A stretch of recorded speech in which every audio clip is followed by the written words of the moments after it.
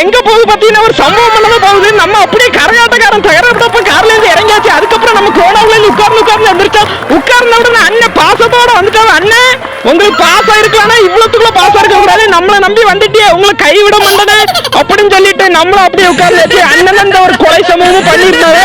ஒரு கொலையில 3 கொலை சம்பவம் பண்ணவும் அதுக்கப்புறம் தான் நம்ம வந்து அண்ணன் சம்பவம் பண்ண அப்புறம் ஒரு கொலை சம்பவம் முடிச்சு 2வது கொலை சம்பவம் பண்ணிட்டாங்க.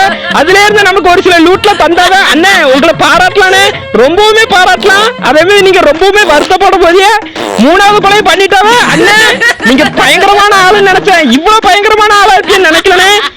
ரொம்ப நல்லதா இருக்கேனே. அண்ணன் கொலை பண்ணது கூட இல்ல, நமக்கு லூட்டு தரவு பாருங்க, லூட்டு தர வச்சு இதுக்கப்புறம் தான் அண்ணன் நீங்க மறக்க முடியாத சம்பவம் இருக்கு, மன்னிச்சிருக்கேனே.